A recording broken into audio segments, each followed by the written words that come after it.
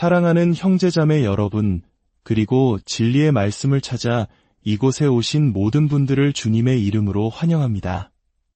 오늘 우리는 성경의 마지막 책, 많은 이들에게 두려움과 오해의 대상이 되어온 요한계시록에 대해 깊이 있는 이야기를 나누고자 합니다. 이 책은 단순한 종말의 예언서가 아니라 오늘을 살아가는 우리에게 주시는 하나님의 생생한 메시지이며 희망의 약속입니다. 이 귀한 말씀을 더 많은 이들과 나누고 싶으시다면 구독과 좋아요를 통해 저희의 여정에 동참해 주십시오. 여러분의 작은 손길이 하나님의 사랑을 전하는 큰 통로가 될 것입니다.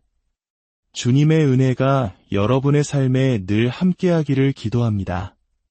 이제 성령님의 인도하심을 구하며 요한계시록에 감추어진 비밀을 향한 문을 함께 열어보겠습니다. 1903년 스코필드 성경의 저자로 유명한 통찰력 있는 신학자 씨 스코필드 박사는 요한계시록에 대해 이런 글을 남겼습니다. 이 책은 예언된 사건들이 실제로 일어날 때가 가까워질수록 당시의 시대적 상황들이 그 의미의 자물쇠를 열어주도록 기록되었다. 그의 말처럼 요한계시록은 몇 세기 전 사람들에게는 그 의미가 온전히 와닿지 않았을 수 있습니다. 그래서 많은 이들이 이 책을 연구하기를 주저했죠. 하지만 요한계시록은 마치 살아있는 유기체와 같아서 세상의 역사가 펼쳐짐에 따라 그 의미가 점점 더 선명하게 드러나는 신비로운 책입니다. 마치 오랜 세월 굳게 닫혀있던 오래된 자물쇠가 시대의 흐름이라는 열쇠를 만나 비로소 열리는 것과 같습니다. 저 또한 이 책의 깊이를 탐구하며 수많은 상징과 비유들 앞에서 간절히 기도했던 시간이 있었습니다. 성경의 다른 부분에서 해답을 찾을 수 있는 상징들도 많았지만 도무지 그 의미를 알 수 없는 구절들도 있었기 때문입니다. 하나님, 이 비밀을 풀 수 있는 열쇠를 제게 보여주십시오. 그때 성령께서는 제 마음에 놀라운 깨달음을 주셨습니다. 너무나도 명확해서 바로 이것이었구나 하고 외칠 수밖에 없는 깨달음이었습니다. 그 열쇠는 바로 요한계시록 한 장 2절에 숨겨져 있었습니다. 사도 요한에 대해 이렇게 기록되어 있습니다. 요한은 하나님의 말씀과 예수 그리스도의 증거, 곧 자기가 본 것을 다 증언하였느니라. 여기서 가장 중요한 단어는 자기가 본 것입니다. 이 구절에서 보다라는 단어는 헬라어 원어로 아이돈입니다.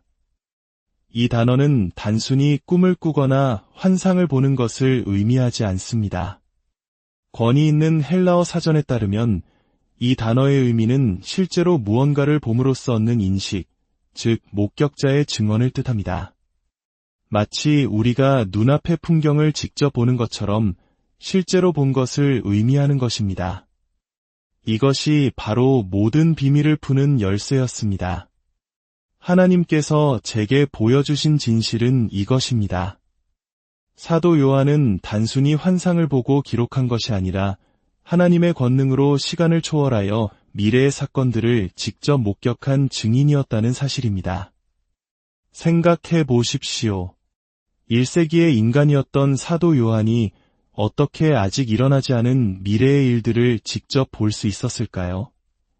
시간을 창조하신 하나님께는 불가능이 없습니다. 하나님께서는 사도 요한을 미래의 시간 속으로 데려가셨고 장차 일어날 모든 일들을 그의 눈으로 직접 보게 하셨습니다. 그리고 다시 그의 시대로 돌려보내신 후 이렇게 명령하셨습니다. 내가 보는 것을 두루마리에 써서 7 교회에 보내라. 사도 요한은 자신이 들은 것과 본 것을 기록하라는 분명한 명령을 받았습니다. 그는 하나님의 말씀, 예수 그리스도의 증언, 그리고 자신이 직접 목격한 모든 것을 기록해야 했습니다. 바로 이 지점에서 우리는 놀라운 질문에 봉착합니다. 1세기를 살았던 사람이 그에게는 상상조차 할 수 없었던 미래의 과학기술과 사건들을 어떻게 글로 묘사할 수 있었을까요? 이는 마치 조선시대의 학자에게 스마트폰을 보여주고 그것을 붓과 먹으로 묘사하라고 하는 것과 같습니다. 불가능한 임무였죠. 그렇기 때문에 요한은 자신이 이해할 수 있는 유일한 방법, 즉 자신이 살던 시대에 익숙했던 현상과 사물에 빗대어 설명할 수밖에 없었습니다. 그는 그것은 마치와 같더라, 또는 그 소리는 와 비슷하더라 와 같은 표현을 사용하여 자신이 보고 듣고 느낀 것을 최대한 가깝게 묘사하려 애썼습니다. 이 목격자라는 열쇠를 가지고 요한계시록을 읽을 때 우리는 비로소 그가 무엇을 보았고 우리에게 무엇을 말하려 했는지 더 깊이 이해하게 됩니다. 예수님께서는 요한에게 이 책의 구조에 대해서도 명확한 지침을 주셨습니다. 요한계시록 1장 19절에서 다시 한번 명령하십니다. 그러므로 내가 본 것과 지금 있는 일과 장차 될 일을 기록하라. 이 말씀은 요한계시록이 세 부분으로 구성되어 있음을 보여줍니다. 첫째, 요한이 본 것. 둘째, 지금 있는 일, 즉 교회의 시대에 관한 것. 그리고 셋째, 장차 될 일, 즉 교회의 시대가 끝난 이후에 일어날 일들입니다. 사도 요한은 이 명령에 얼마나 충실했을까요? 저는 요한계시록 전체를 살펴보며 요한이 내가 보니 혹은 내가 보매라는 표현을 몇 번이나 사용했는지 세어보았습니다. 놀랍게도 무려 46번이었습니다. 성경의 그 어떤 책도 저자가 이처럼 반복해서 자신이 직접 본 것을 강조하지 않습니다. 왜 그랬을까요? 요한은 우리에게 자신이 기록하는 모든 것이 꾸며낸 이야기가 아니라 자신이 직접 목격한 사실임을 확실히 하려 했던 것입니다.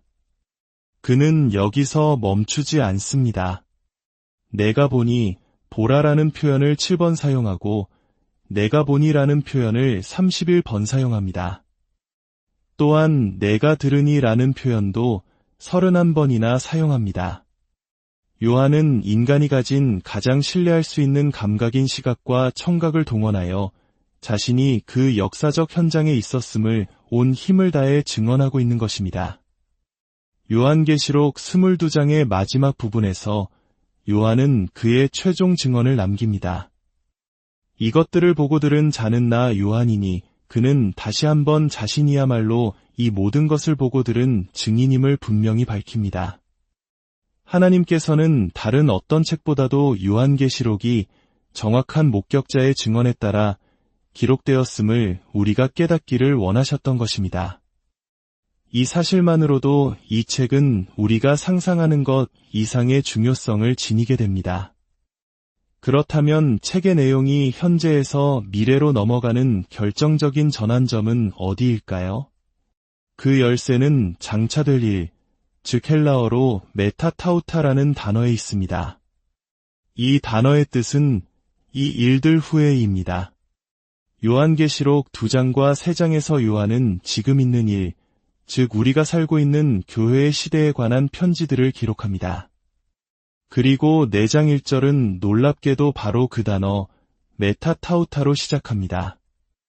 이 일 후에 내가 보니 하늘에 열린 문이 있는데 내가 들은 바 처음에 내게 말하던 나팔소리 같은 그 음성이 이르되 이리로 올라오라. 이후에 마땅히 일어날 일들을 내가 내게 보이리라 하시더라. 이 구절의 시작과 끝에는 메타타우타, 즉 이 일 후에라는 표현이 반복해서 강조됩니다.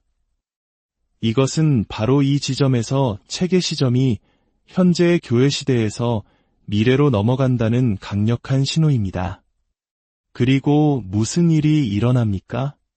요한은 이리로 올라오라는 음성을 듣고 즉시 하늘로 올라갑니다. 이것은 휴거의 예표입니다. 요한은 장차 교회가 경험하게 될 사건을 미리 체험한 것입니다. 땅의 시대가 끝나고 하늘의 관점에서 미래를 목격하게 되는 순간입니다. 순간적으로 하늘의 보좌 앞에 서게 된 요한처럼 우리 역시 주님께서 오라 부르시는 그날 눈 깜짝할 사이에 의식을 잃지도 않은 채 영원한 몸으로 변화하여 주님 앞에 서게 될 것입니다. 요한은 하늘로 올라간 후에야 비로소 인류의 마지막 전쟁과 심판, 그리고 새 하늘과 새 땅에 대한 모든 것을 목격하는 증인이 되었습니다. 사랑하는 여러분, 이 모든 이야기가 우리에게 무엇을 말해주고 있습니까? 그것은 바로 메타타우타, 즉 시대의 전환점이 매우 가까이 왔다는 것입니다. 이 일은 언제라도 일어날 수 있습니다. 그렇다면 가장 중요한 질문은 이것입니다. 당신은 준비되었습니까? 이 질문 앞에서 자신의 선행과 악행의 무게를 재보지 마십시오. 우리의 노력으로는 결코 하나님의 의에 이를 수 없습니다. 만약 우리의 행위로 구원받을 수 있었다면 하나님께서 독생자 예수 그리스도를 이 땅에 보내셔서 십자가에서 그 끔찍한 고통을 겪게 하실 필요가 없었을 것입니다. 하나님께서 그 극단적인 방법을 택하신 이유는 그것 외에는 인류를 구원할 다른 길이 없었기 때문입니다.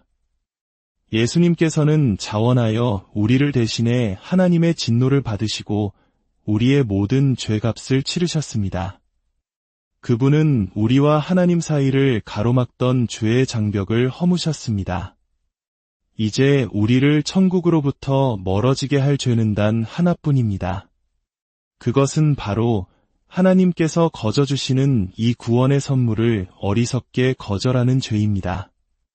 예수님께서도 이 죄만큼은 대신하실 수 없었습니다. 그 선물을 받을지 말지는 오직 당신의 선택에 달려있기 때문입니다. 구원은 우리의 노력으로 얻는 것이 아닙니다. 성경은 말합니다. 너희는 그 은혜에 의하여 믿음으로 말미암아 구원을 받았으니 이것은 너희에게서 난 것이 아니요 하나님의 선물이라 행위에서 난 것이 아니니 이는 누구든지 자랑하지 못하게 함이라. 지금 이 순간 당신의 마음을 열고 예수 그리스도께서 당신을 위해 이루신 용서의 선물을 받으십시오. 조용히 저를 따라 기도해 주십시오. 주 예수님, 저의 죄를 위해 십자가에서 죽으심에 감사드립니다. 지금 이 시간 제 삶의 주인으로 들어와 주십시오. 주님께서 원하시는 삶으로 저를 이끌어 주옵소서. 예수님의 이름으로 기도합니다. 아멘. 요한계시록은 우리에게 두려움을 주기 위한 책이 아닙니다. 오히려 우리에게 소망을 주고 우리가 어디에서 와서 어디로 가는지를 분명히 보여주는 나침반과 같은 책입니다. 메타타우타의 때는 아주 가까이 와 있습니다. 깨어 기도하며 주님 오실 날을 준비하는 지혜로운 성도들이 되시기를 바랍니다. 주 예수 그리스도의 은혜와 하나님의 사랑과 성령의 교통하심이 여러분 모두와 함께 하시기를 간절히 기도합니다.